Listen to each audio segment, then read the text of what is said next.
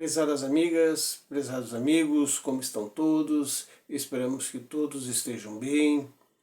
Hoje nós vamos comentar mais uma vez o Evangelho segundo o Espiritismo, no seu capítulo 24, mais precisamente nos itens 8 a 10, onde Allan Kardec, nas interpretações da palavra de Jesus, nos fala de um assunto assim, muito interessante, né?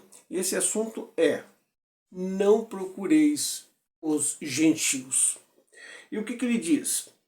Jesus enviou os 12 apóstolos após lhe ter dado as seguintes instruções: não procureis os gentios, e não entreis nas cidades dos samaritanos, mas ide às ovelhas perdidas da casa de Israel, e nos lugares onde fordes, pregai dizendo: o reino dos céus está próximo. Está no Evangelista Mateus, no seu capítulo 10, versículos 5 a 7.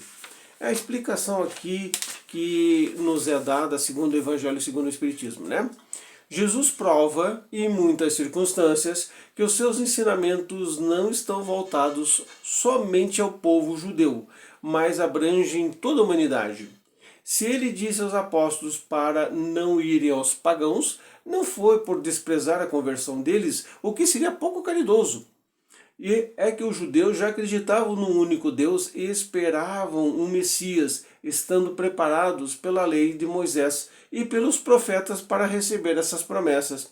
Entre os pagãos, como não houvesse base, tudo estava por fazer e os apóstolos ainda não estavam suficientemente esclarecidos para uma tarefa tão difícil. É por isso que ele lhe diz: ide às ovelhas desgarradas de Israel, ou seja, ide semear no terreno já desbravado, sabendo que a conversão dos gentios viria ao seu tempo. De fato, mais tarde, foi no próprio centro do paganismo que os apóstolos foram plantar a cruz. Então, o que nós temos a comentar sobre esse pequeno trecho aqui? Nós lemos apenas um trecho, somente para comentar, sobre essa passagem assim tão interessante.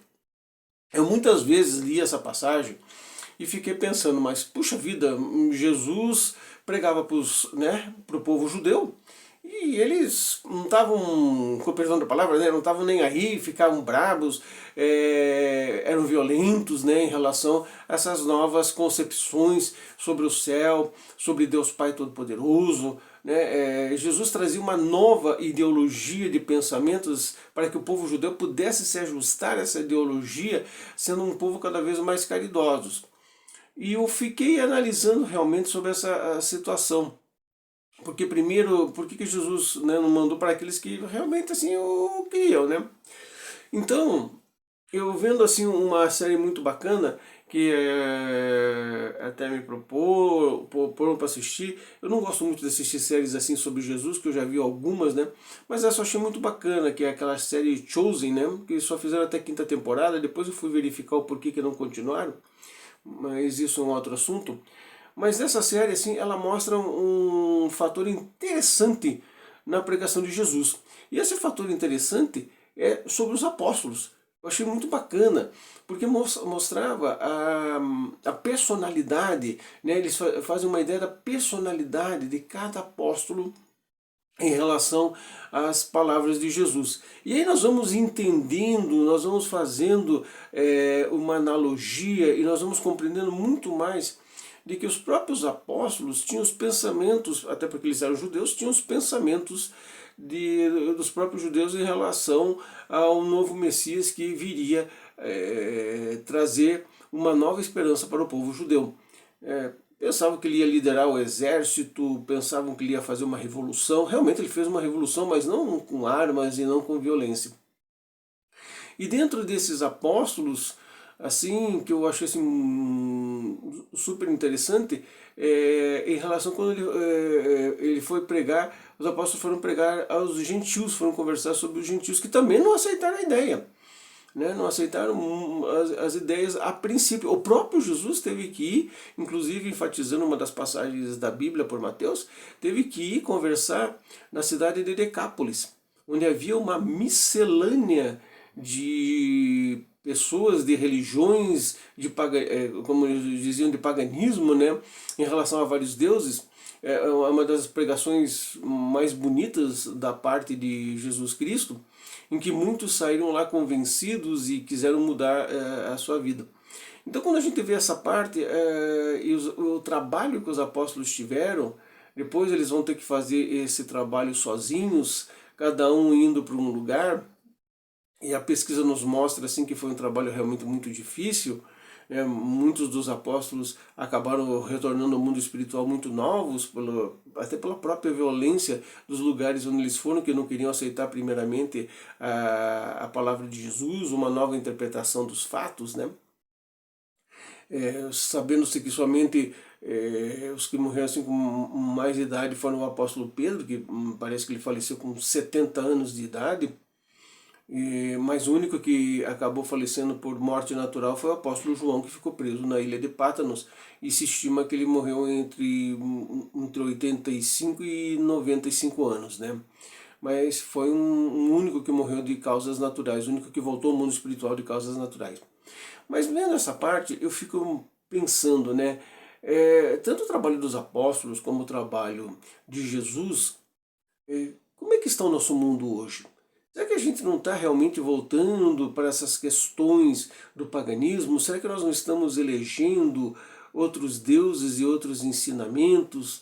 Será que com essa onda que nós estamos tendo aí, em que nós temos liberdade, principalmente nos meios da internet, nos meios das mídias sociais, não estão se abusando demais dessas situações, em vez de aproveitarmos essa grande chance que nós estamos tendo, até pela liberação do mundo espiritual por essas tecnologias, para que a gente possa divulgar cada vez mais o trabalho de Jesus em relação a nós mesmos e em relação às outras pessoas. Quantas pessoas, é óbvio, né, estão se esforçando para melhorar, estão se esforçando para trabalhar, mas ainda há muitas pessoas que estão se aproveitando dessa tecnologia para disseminar ódio, para disseminar vídeos que não tem nada a acrescentar na nossa vida, vídeos inclusive de conteúdos sexuais, vídeos de violência, vídeos que não nos ajudam nada, que criam em nós inclusive muitas das vezes revolta. Haja um caso que aconteceu, né, infelizmente, por esses tempos aí, de um rapaz, inclusive de jogos, né, que ele acabou perecendo com os pais. Então, onde é que está a nossa responsabilidade em relação a tudo aquilo que Jesus procurou aqui nos deixar e procurou nos ensinar? Será que, e a gente até pode afirmar isso, as portas do mundo espiritual inferior estão tão abertas assim, e as pessoas estão sendo obsidiadas e nem percebem uma coisa dessas? Olha o trabalho que as casas espíritas, né, estão tendo para tentar ajudar as pessoas. Será que isso também não faz parte de um processo em que nós nos enganamos muito, nós deixamos as coisas fluírem e esquecemos, como aqui fala esta parte do Evangelho segundo o Espiritismo, esquecemos de pregar aos pagãos, né? Ou seja, esquecemos de pelo menos conversar, falar sobre o Mestre Jesus e seus ensinamentos, né? Não num pretenso sistema de religião, né? Mas as palavras de Jesus têm muita sabedoria, tem muita coisa que nós possamos utilizar para que as pessoas parem um pouco para pensar. Olha como a vida se tornou uma vida agitada, né? Nós temos, parece que com o perdão da palavra, né, uma bateria de 220 volts dentro da gente. As pessoas não param para pensar, não param para ler, se fixam muito nas mídias sociais, às vezes não dão uma peneirada naquilo que poderia ser melhor para a vida delas. Então a gente leu esse pequeno trechinho aqui, né, desse capítulo 24, os itens é de 8 a 10, mas nós lemos somente o item 8, para que a gente possa analisar, pensar e colocarmos em prática aquilo que nos foi dado para que a gente possa ajudar as outras pessoas, né?